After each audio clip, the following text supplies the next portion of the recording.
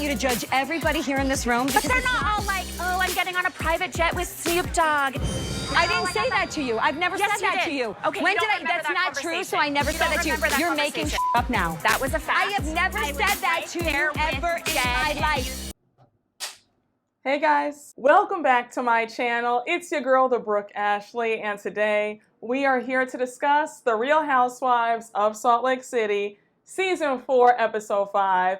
And before we get started today, I think, y'all, it's time that I have to put Monica in my Gina files, and I didn't want to do it. I already know that a few of you guys are going to be tussling with me in the comments, and I'm ready. I'm prepared for it. But y'all, she has worn me out with this whole Lisa's so materialistic and I don't like it, and Lisa thinks that she's better than other people and half of the world can't afford to do what Lisa does. Baby girl, this is called The Real Housewives.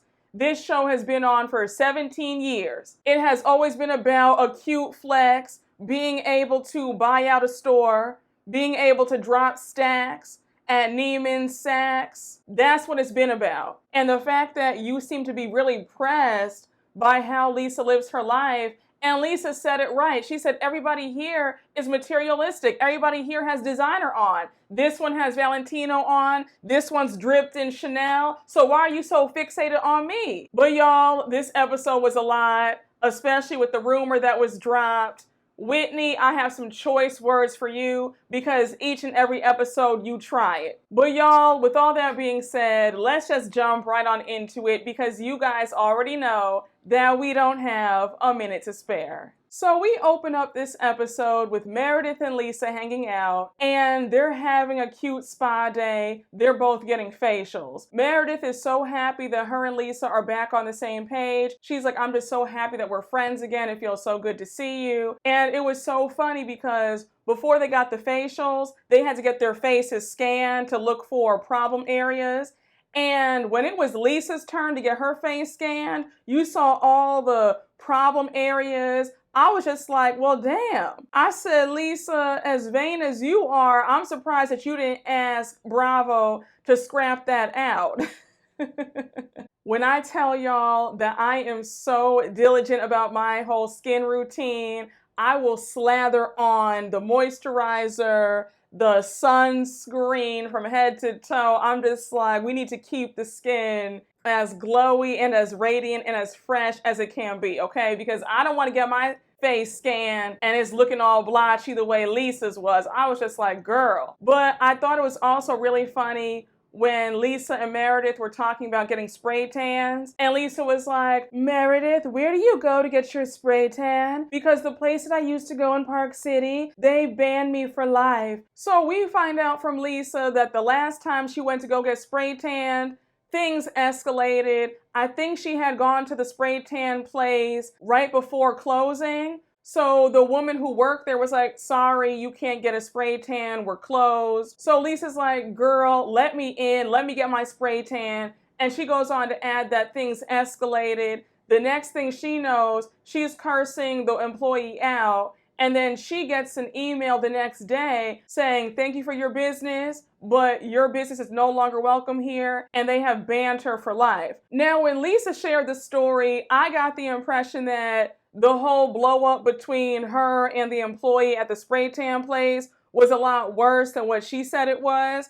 I could only imagine Lisa going off talking about, do you know who I am? I'm Lisa Barlow. I'm on The Real Housewives. Like, you better let me in. I'm sure she was very obnoxious, very rude, probably acting like a diva. And they were like, oh no, we're not going to have that. But I just said one thing about it. I don't care how famous you get, how famous you think you are. You better keep that attitude in check.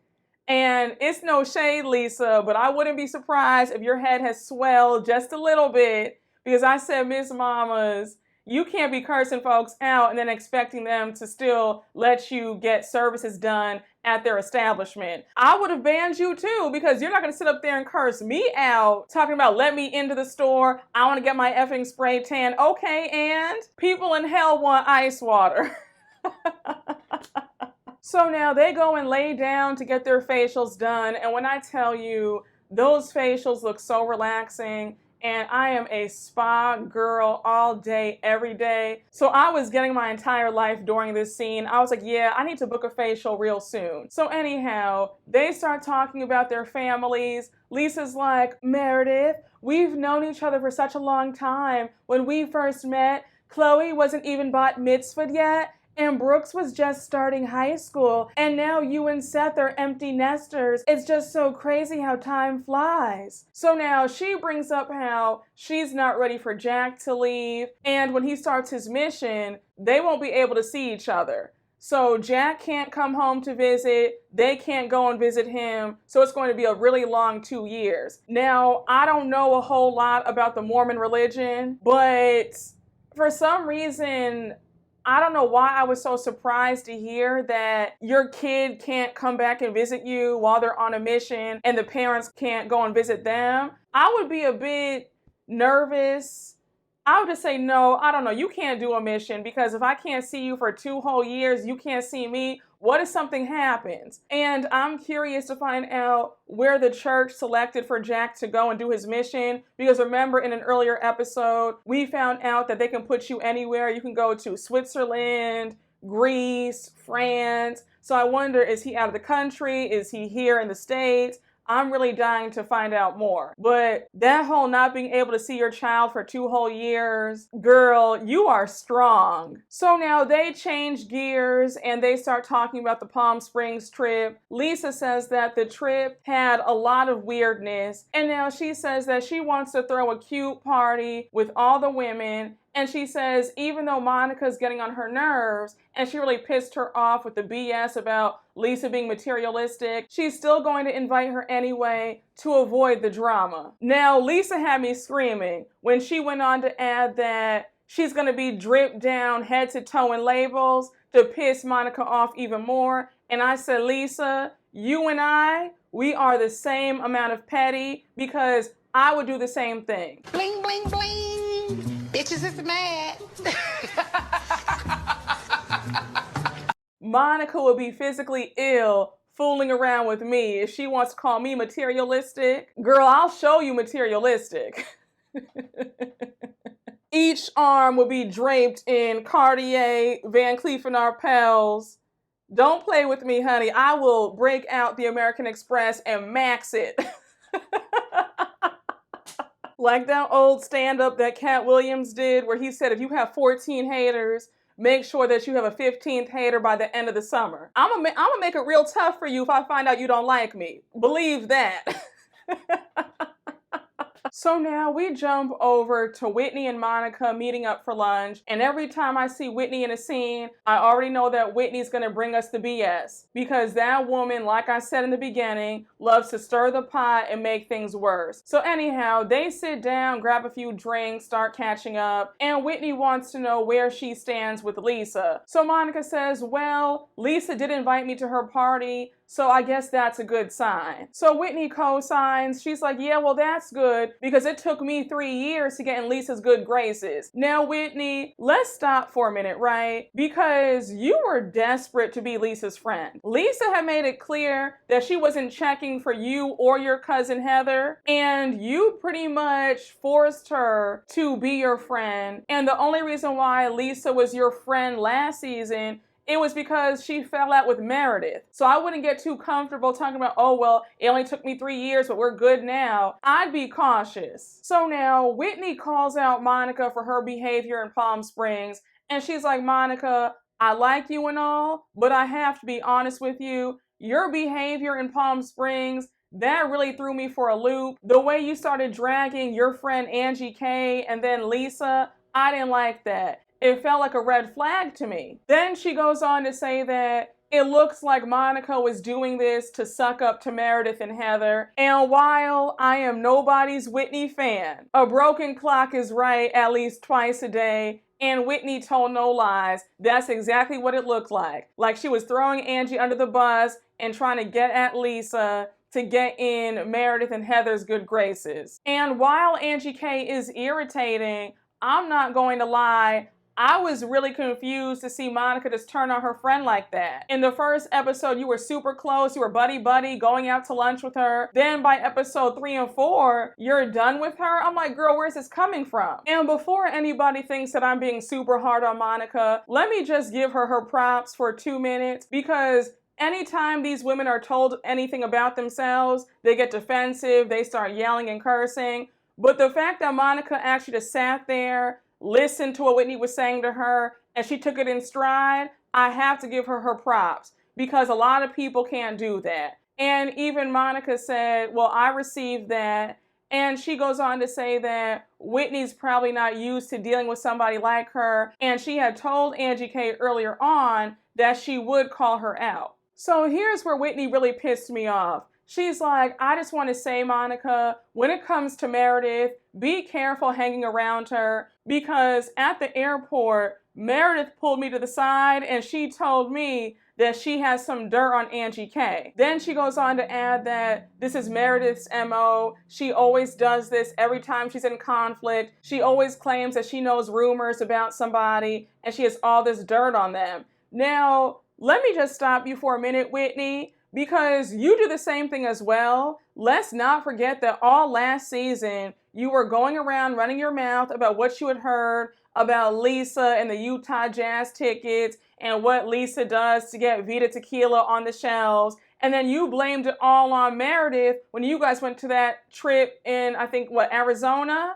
I just don't like how Whitney tries to paint herself to be this innocent bystander who is trying to get everybody to be honest, and that's not the case. Whitney is very much in the mess, and she's also spreading the rumors and telling folks what she heard about so-and-so, and then going around and spreading it. I have said this repeatedly about Whitney. Whitney is one of those people where you need to be careful around her, because I have noticed Whitney will sit there and gossip with you about somebody. Then she will have the audacity to go to that person and tell that person what you said and conveniently forget to tell that person what she said. And she does it all the time. And I just said how ironic that she wants to warn Monica about Meredith, but in reality, somebody needs to warn Monica about Whitney, because Whitney is shady and she's also low down as well. Before I forget, one of you guys pointed out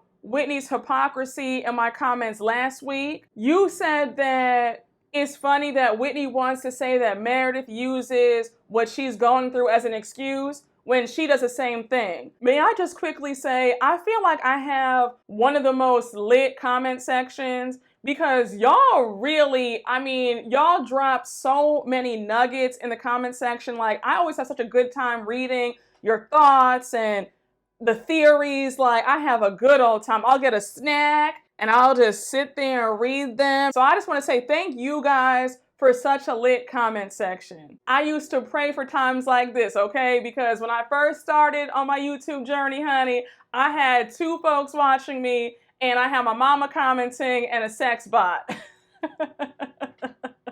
So honey, we have come a long way. Now, the way Monica had Whitney gagged, she was like, Whitney, are you afraid of Meredith? And Whitney was like, excuse me? No, I'm not. I'm not afraid of Meredith. I'm fine. And I said, okay, girl, are you? You seem to be a bit afraid or a bit worried because you talk about Meredith all the time. So now we jump to a short scene with Whitney and her family at home, and they have a cake to surprise Justin because Justin got a new job and he starts work on Monday. So we all remember what happened last season. Justin got fired from his job. They were going through financial issues. Whitney was the only one working, carrying the whole family on her back. So she's happy that her husband finally has a job again. And I said, I know that's right. I said, won't he do it? Thank you, God. Thank you. Thank you, Jesus. Thank you, Jesus. Now, when Whitney was saying that Justin had signed a non-compete, so that made him unable to work for an entire year, I am going to assume that he got a nice severance package. Yes, no? Because surely you're not going to sit up there and have me sign a non-compete and I can't work for an entire year unless you gave me a great severance package. So as they're celebrating Justin being employed again, the whole topic comes up of who's going to drive the kids to school and pick them up. So Whitney's like, we're both working now. I have 2 businesses. You're starting your new job. So I don't know how we're going to manage this.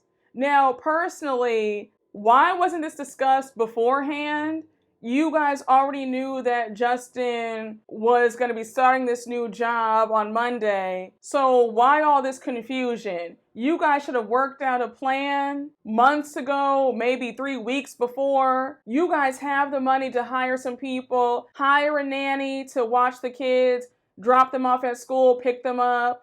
Hire a housekeeper to maintain the house. That's just my personal opinion. Again, this should have been a conversation that was had months before, not 4 days before Justin's going back to work again. So now Whitney goes on to say that their daughter Bobby's at that critical age. She just turned 13. And that's a very important time. And she wants to make sure that they're both there for her. She says that her parents weren't present. And when she was Bobby's age, some awful things happened to her and nobody even knew because nobody was around. Now we jump over to Heather, and her daughters are going skiing. Now when they finish skiing, they sit down to have some hot chocolate. And Heather, I understand that the hot cocoa was too hot, but I was a bit grossed out watching you go over and grab a handful of snow and put it in your hot cocoa to cool it down. I said there has to be a better way.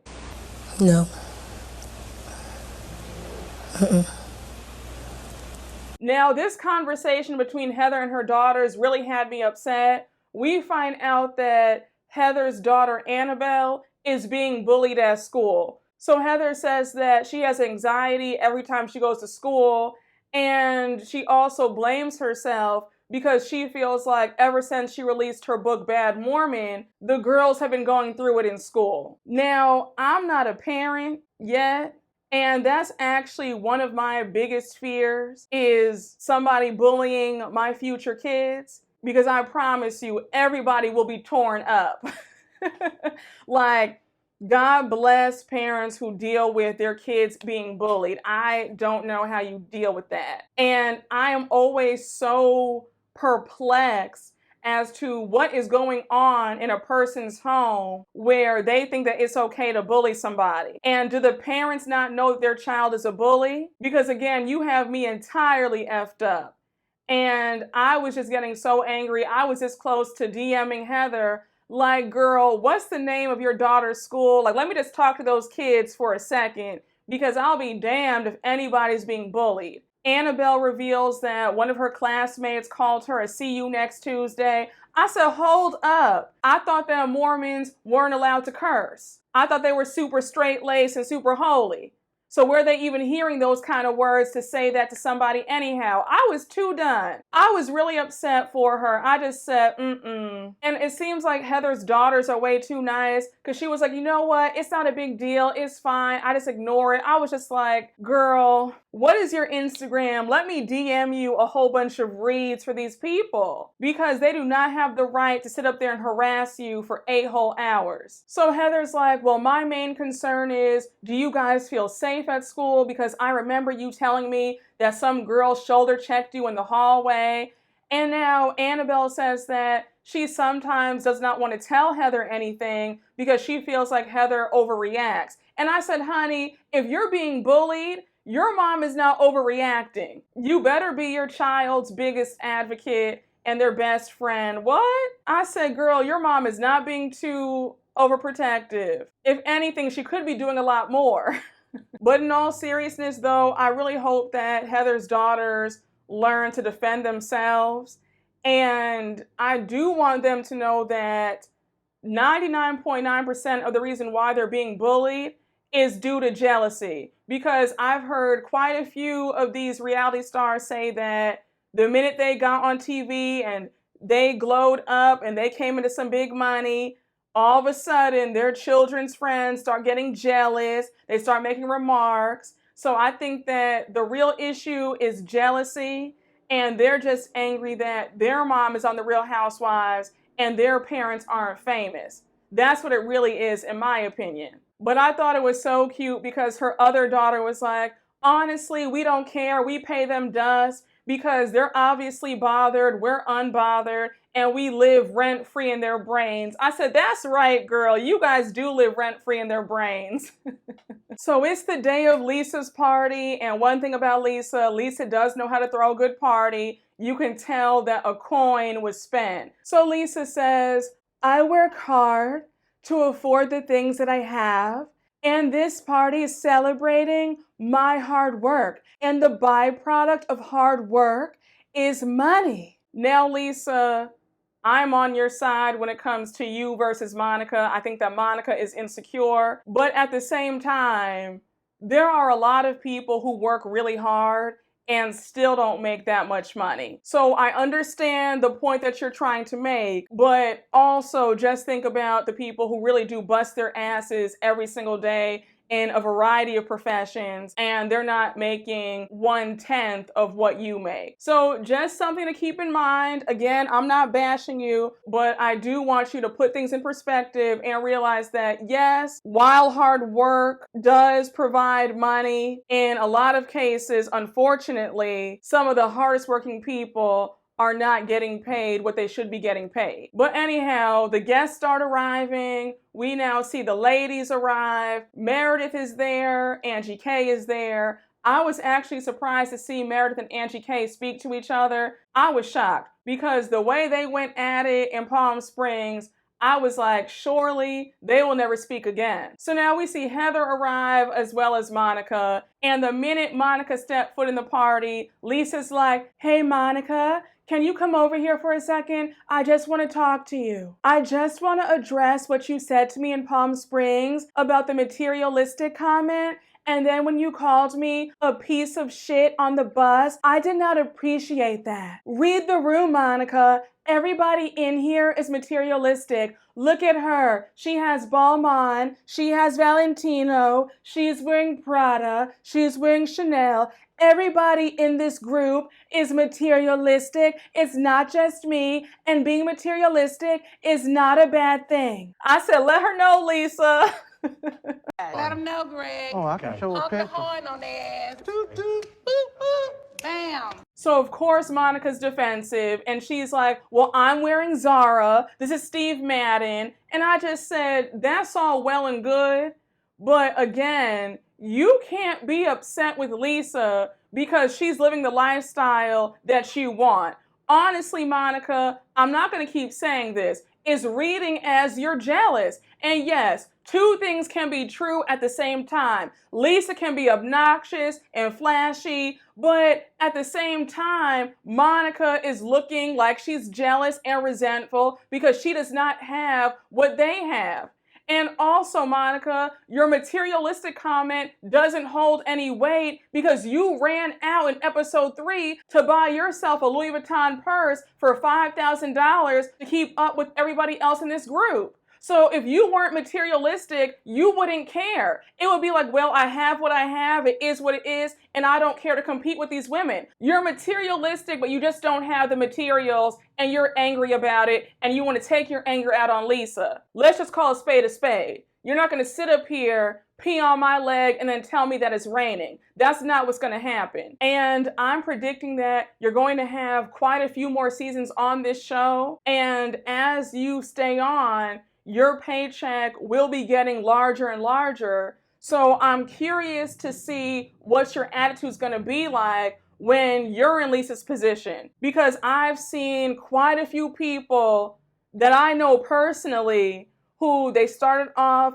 didn't have a whole lot, and they were always looking down their nose at people who had it, saying, oh my gosh, if I had that money, I would never. Who does that? And the minute they got money, the minute their fortune changed, it is the complete opposite. They did a complete 180. They're in Louis Vuitton, Chanel, Neiman Marcus, more than the people who were going there all the time. So please miss me with all this self-righteous BS about they're materialistic, you're not, because obviously you are. So Monica says, yeah, that's true. Everybody does have designer in this group, but they're not like you, where you're always bragging. The other day you told me that you're going on a private jet with Snoop Dogg. So Lisa's like, excuse me? No, I didn't. I have never told you that I was going on a private jet with Snoop Dogg. You're a liar. Stop lying. I never said that. I have never been on a private jet with Snoop Dogg, so don't say that. The way I was screaming, because Heather was like, oh, well, I actually partied with Snoop Dogg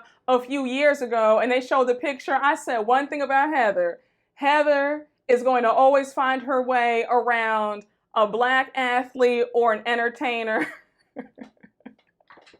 So, of course, Lisa and Monica are still going at it. Now, I said, Lisa, this is your party. Let Monica think what she wants to think about you. At the end of the day, Monica's not stopping anything over here. She's not stopping your bag. Her feeling the way she does, let her feel it. Who is it really hurting? Because I would have said, Monica, I really don't care. And you're obviously bothered and you're jealous. And I'm going to pray for you. But I'm going to go over here and enjoy this party that I spent a good coin on. So now Lisa puts her finger in Monica's face. And Monica's like, get your finger out of my face. And I said, now, Lisa, on another franchise, that would have gone a totally different way. You're lucky that you're on SLC and nobody is a fighter, because that's a no-no. I understand that you're pissed, but you don't get the right to violate somebody's space like that. You were wrong for that, period, point blank. Then when Angie K came over to defend Lisa, Angie looked like she stuffed something in Monica's mouth. And I just said, Angie, this isn't even your fight, and you're out of line for that. You don't have the right to do that. Is Monica being annoying? Yes. But you don't have the right to put your hands on her and stuff something in her mouth like that. I didn't like that. Now, had Monica whooped your ass, it would have been called for, because you don't have the right to do that. Keep your hands to yourself. Now, this whole party at this point is turning into a shit show. Mary arrives, and the minute she walks in, she's like, what is happening? She's just watching Lisa and Monica go at it. And I was screaming when she took off her coat and she was like, I'm so overdressed for this party. And I have to say, Mary looked good. Whoever did her makeup for the party, they did a great job. The face was on point. I said, come through, Mary. And one thing about Mary, Mary's going to always judge everybody else's fashions. At one point, we see her looking at Whitney and she's like, Whitney looks so cheap. Miss Mary Martha Cosby has made it known that she is not letting up when it comes to Whitney Rose. Whitney's going to get it again and again and again. And you're going to always get it again and again and again. But when you think about it, wouldn't you have that smoke for somebody who called you and your family predators? So I get it. And then when Mary said to Heather, Heather, what made you choose to wear that necklace? It's not it. I was like, Mary, you can't always say everything that comes to your head. Miss Cosby said she's giving y'all some one-liners, some quick reads, and a 5-minute appearance each and every episode. Now, when I tell y'all, I was so over this whole Lisa and Monica argument. I said, can we wrap this up, please? It's been dragging on too long. Lisa, again, I don't know why you care so much about what Monica thinks about you. And Monica, you're giving jealous. So now Lisa says, look, Monica, I just want to say that I just don't like for somebody to think that about me, and get to know me first before you judge me. So Monica says that it's not her intention to judge Lisa, and now they hug it out. Now, maybe I'm petty, but I don't think that I would have hugged it out with Monica, because if you want to judge me, that's fine. I'm just not the type to sit here and chase somebody's approval who clearly has made their mind up about me. So it would have been, you know what, Monica? I hope you enjoy this party that I spent a good amount of money on, and we can be cordial, but I don't have anything for you. And for Monica to say that it wasn't her intention to hurt Lisa's feelings, I was just like, well, girl, you called her all those names on the bus in Palm Springs, so obviously it was your intention. Like, what are you saying? Now, let me just say that those crepes looked delicious. My mouth was watering. And apparently those crepes were that good because Monica went back for seconds. So now she sits down with Mary, they're talking, and she's like, oh my gosh, Mary, these crepes are so delicious. It's my second one. So without missing a beat, Mary's just like, you're a beautiful woman. I don't want you to eat your life away. Like, slow down. And I said, Mary, I know that you're concerned for her waistline, but Miss Mamas, you were just in the McDonald's drive-thru in the last episode ordering a fish fillet, a Big Mac, 6-piece nuggets, a large fry. So I wouldn't do too much talking about, girl, don't eat your life away.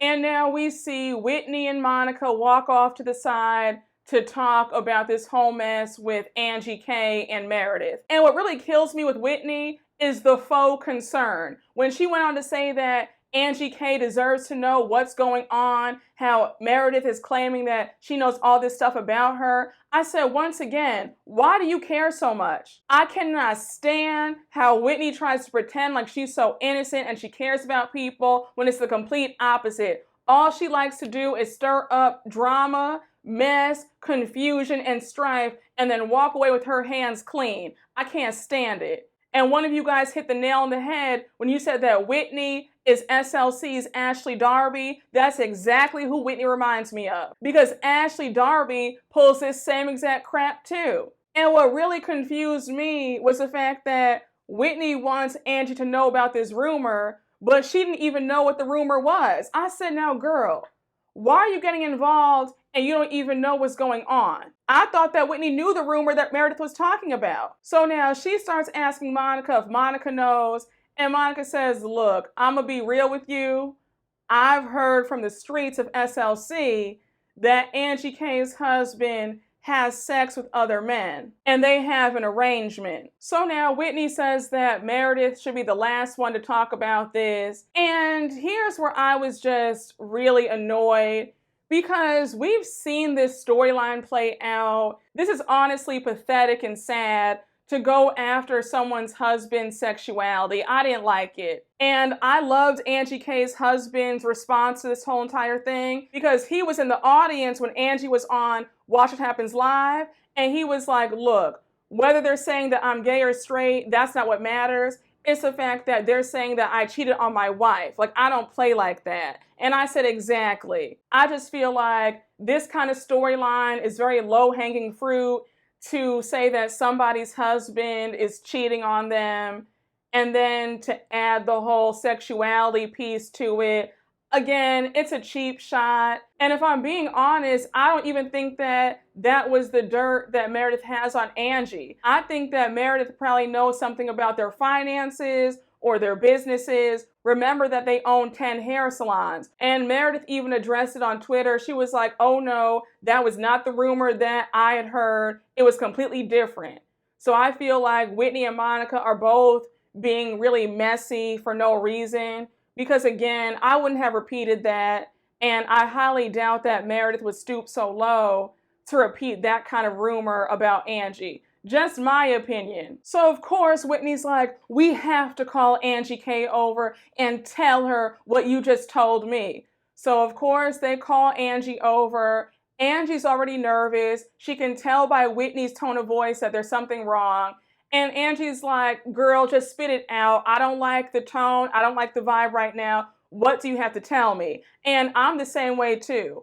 Do not drag it out. If you have some bad news for me, just tell me immediately. I don't like all that beating around the bush. I don't like surprises. I don't like to feel blindsided. If you want to piss me off, drag out some bad news. If you know something, just say it. Don't do all that, oh my gosh, well, it's really bad, and I don't know if I should tell you. Like, I will get so pissed. So Monica finally blurts out the rumor. Angie's livid. She's like, are you kidding me right now? Me and my husband have been married for 27 years, and the only person opening their legs is Meredith. And honestly, it just felt so cruel of Whitney and Monica to do this. They pretty much ambushed Angie at a party. Here she is having a good time, and now you want to pull her to the side with this kind of BS? So now we end the episode with Angie storming off to find Meredith, And of course, they hit us with a to be continued. Again, while SOC is giving what the other girls were supposed to have gave, I just don't like these kinds of storylines. We can do a bit better. I expect more, especially with the Housewives franchise being on air for 17 years now. Let's elevate. But Whitney, shame on you yet again for trying to stir up mess, and you don't even know what the rumor is, and you're trying to throw Meredith under the bus because you just don't like her. Just a mess. But y'all, that was my recap. Thank you all so much for watching. I hope you all enjoyed, and you already know what to do. Please make sure to like, comment, and subscribe, and I will see you all later. Bye.